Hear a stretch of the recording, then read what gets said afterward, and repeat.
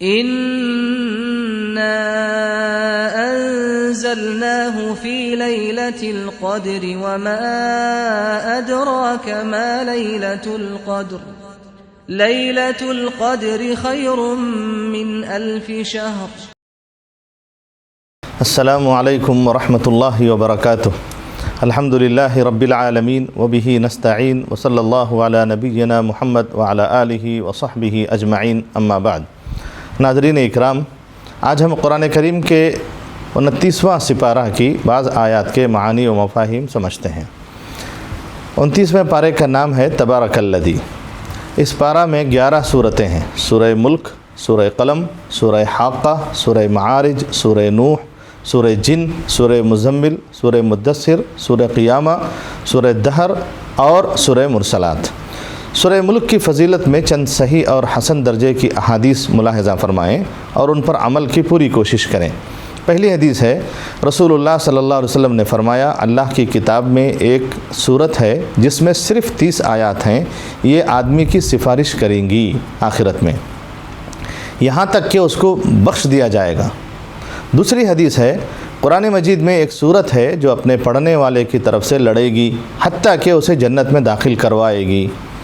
تیسری حدیث ہے، رسول اللہ صلی اللہ علیہ وسلم رات کو سونے سے پہلے سورہ الف لام میم سجدہ اور سورہ ملک ضرور پڑھتے تھے.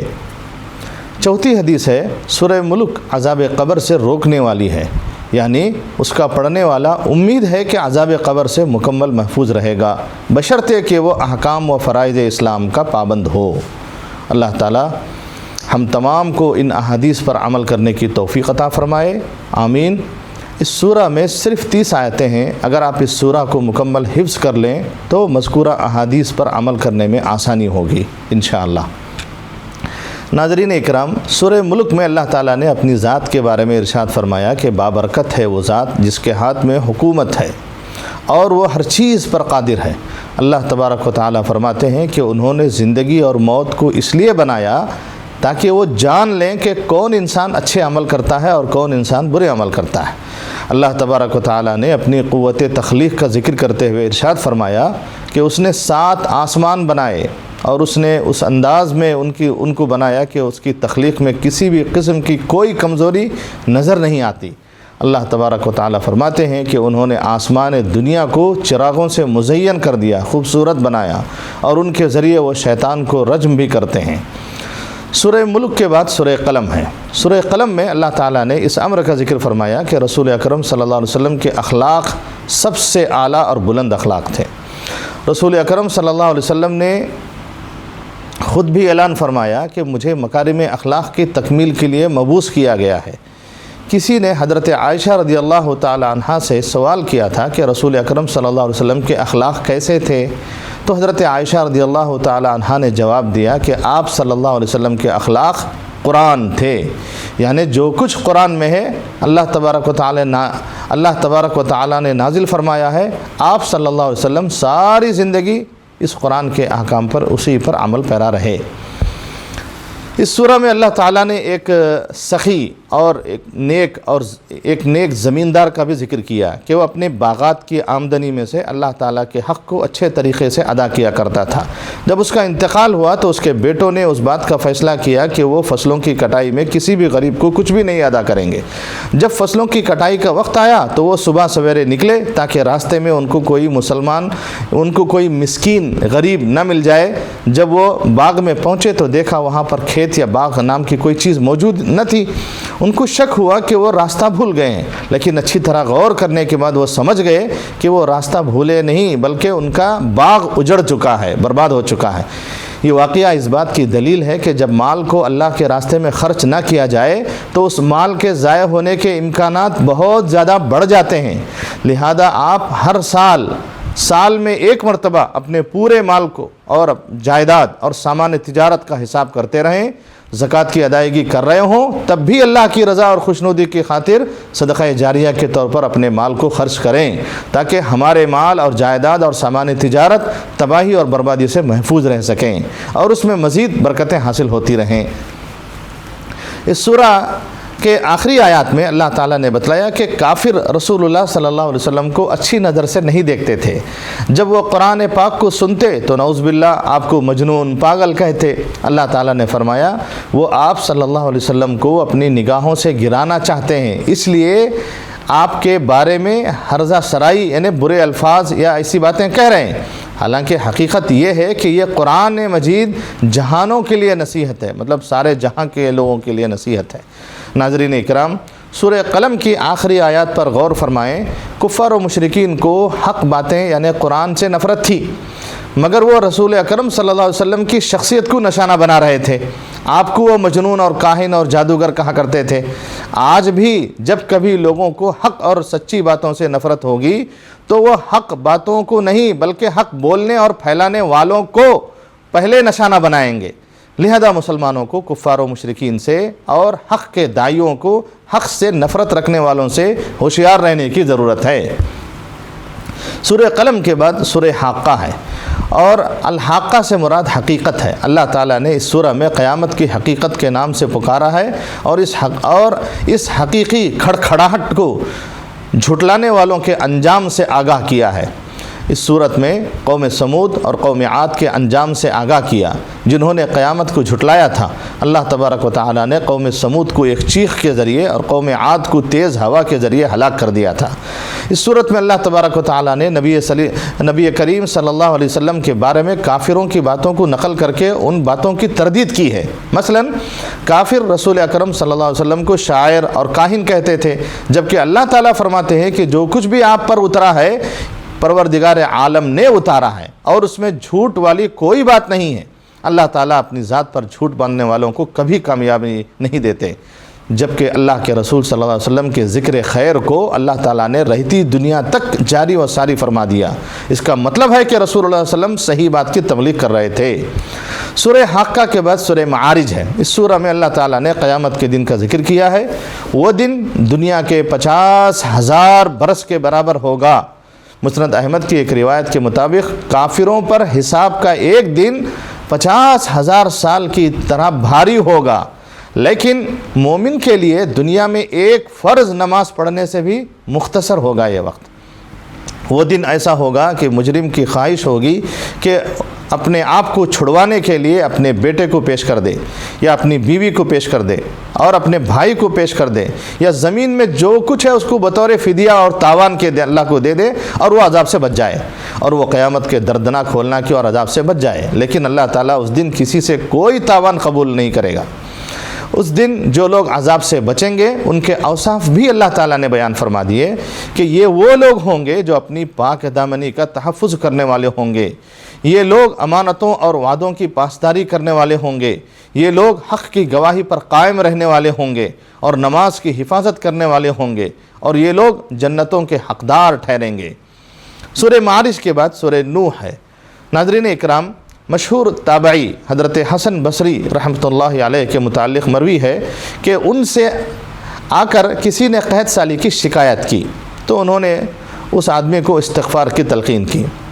کسی دوسرے شخص نے فقر و فاقہ یعنی غریبی کی شکایت کی، اسے بھی انہوں نے یہی نسخہ بتلایا کہ استغفار کرو.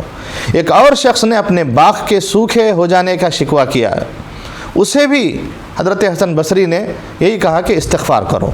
ایک شخص نے کہا میرے گھر اولاد نہیں ہوتی، اسے بھی آپ نے یہی کہا کہ اپنے رب سے استغفار کرو.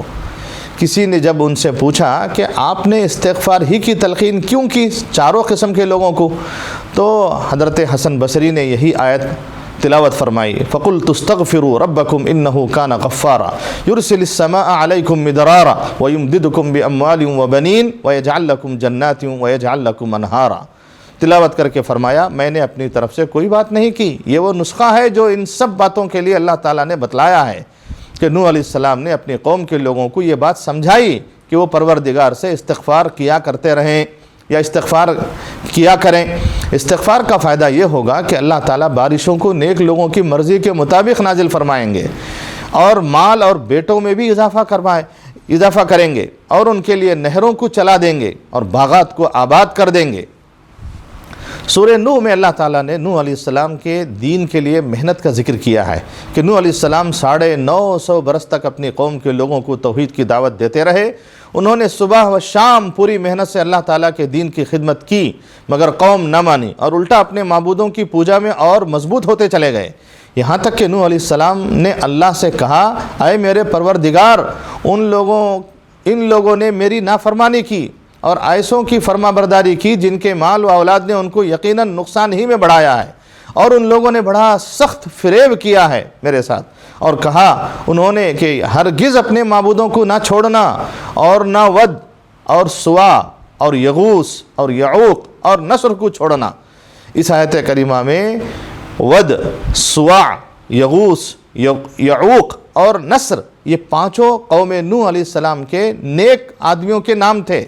جب یہ مر گئے تو شیطان نے ان کے چاہنے والوں کو کہا ان کی تصویریں بنا کر تم اپنے گھروں میں اور دکانوں میں رکھ لو تاکہ ان کی یاد تازہ رہے اور ان کے تصور سے تم بھی ان کی طرح نیکیاں کرتے رہو. جب یہ تصویریں بنا کر رکھنے والے فوت ہو گئے تو شیطان نے ان کی نسلوں کو یہ کہہ کر شرک میں ملوث کر دیا کہ تمہارے باپ دادا تو ان کی عبادت کرتے تھے جن کی تصویریں تمہارے گھروں میں لٹک رہی ہیں یا تمہاری دکانوں میں لٹک رہی ہیں. چنانچہ ان لوگوں نے ان تصویروں والوں کی پوجا شروع کر دی. اس طرح دنیا میں شرک پھیلتا چلا گیا. نوح علیہ السلام نے انہیں بہت سمجھایا مگر وہ نہ مانے تو اللہ تعالیٰ نے اس قوم پر پانی اور طوفان کا عذاب مسلط کر کے ہلاک کر دیا. سورہ نوح کے بعد سورہ جن ہے. سورہ جن میں اللہ تعالیٰ نے جنات کی ایک جماعت کے اسلام قبول کرنے کا ذکر کیا ہے.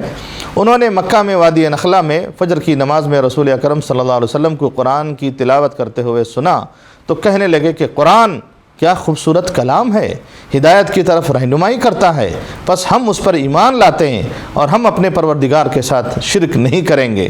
انہوں نے کہا کہ پروردگار کا مقام بہت بلند ہے، نہ اس کی کوئی بیوی ہے اور نہ ہی اس کا کوئی بیٹا.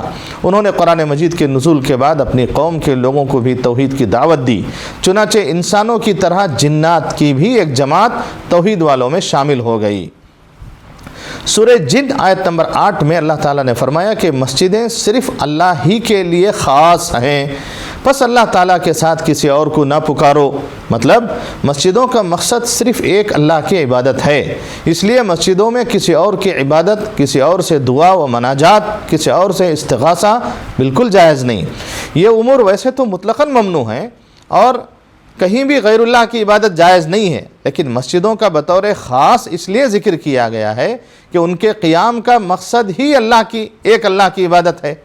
اگر یہاں بھی غیر اللہ کو پکارنا شروع کر دیا جائے تو یہ نہایت گندا اور ظالمانہ کام ہوگا. سورہ جن کے بعد سورہ مزمل ہے. سورہ مزمل میں اللہ تبارک و تعالیٰ نے اپنے حبیب رسول اللہ صلی اللہ علیہ وسلم کو کہا کہ وہ پوری رات عبادت نہ کیا کریں بلکہ آدھی رات یا اس سے کچھ زیادہ یا کچھ کم عبادت کیا کریں، اس لیے کہ آپ کو دن میں بھی بہت سے کام انجام دینے ہوتے ہیں اور اللہ تعالیٰ کا نام وقفے وقفے سے لیتے رہا کریں. رسول اللہ صلی اللہ علیہ وسلم اللہ کی محبت کے سبب عبادت میں بہت زیادہ گم ہو گئے تو اللہ تعالیٰ نے پیار سے اپنے حبیب کو بتلایا کہ آپ پر اپنی جان، بیوی، بچے، گھر والوں اور سماج کا بھی حق ہے. اس سورہ میں اللہ تعالیٰ نے یہ بھی بتلایا کہ جس حد تک ممکن ہو قرآن کریم ضرور پڑھتے رہنا چاہیے. یہ حکم نبی کے لیے اور عام مسلمانوں کے لیے بھی ہے کہ قرآن ضرور پڑھتے رہیں اپنی زندگی میں، اس کے معنی و مفاہیم پر غور و فکر کرتے رہیں اور اس کے احکام پر عمل کرتے رہیں. اس سورہ میں اس بات کا واضح اشارہ ہے کہ صبر کے ساتھ عبادت، بالخصوص تہجد کی نماز کی زندگی کی ہر قسم کی پریشانیاں جھیلنے میں سب سے زیادہ معاون اور مددگار ثابت ہوتی ہیں. یہ ہمارے نبی کا عمل تھا کہ آپ پر جتنی بڑی پریشانی آتی آپ اتنا زیادہ نماز اور تہجد کا اہتمام فرماتے. ناظرین اکرام، سورہ مزمل کے بعد سورہ مدثر ہے. سب سے پہلے جو وحی نازل ہوئی وہ ہے اقرأ بسم ربک الذی خلق، 5 آیتیں. اس کے بعد وحی میں وقفہ ہو گیا، یعنی کچھ دن کے لیے وحی رک گئی اور نبی صلی اللہ علیہ وسلم سخت پریشان رہتے. ایک روز اچانک پھر وہی فرشتہ یعنی حضرت جبرائیل علیہ السلام جو غار حرا میں پہلی مرتبہ وحی لے کر کے آئے تھے، آپ نے دیکھا کہ وہ آسمان و زمین کے درمیان ایک کرسی پر بیٹھے ہیں، جسے دیکھ کر آپ صلی اللہ علیہ وسلم پر ایک خوف سا طاری ہو گیا اور گھر جا کر گھر والوں سے کہا مجھے کوئی کپڑا اڑا دو، مجھے کوئی کپڑا اڑا دو۔ چنانچہ گھر والوں نے آپ کے جسم پر ایک کپڑا ڈال دیا۔ اسی حالت میں یہ وحی نازل ہوئی، اے کپڑا اوڑھنے والے، مدثر کے معنی کپڑا اوڑھنے والے، کھڑا ہو جا اور آگاہ کر دے اور اپنے رب ہی کی بڑائی بیان کر، اپنے کپڑوں کو پاک رکھا کر، ناپاکی چھوڑ دے اور احسان کر کے زیادہ لینے کی خواہش نہ کر، اور اپنے رب کی راہ میں جو بھی مسائل اور پریشانیاں آئیں ان پر صبر کر۔ اس سورہ میں اللہ تعالیٰ نے ان لوگوں کے انجام بد کا بھی ذکر کیا ہے جو قرآن مجید کو غرور کی وجہ سے جھٹلا دیتے ہیں، ان کو جہنم کا مزہ چکھنا پڑے گا۔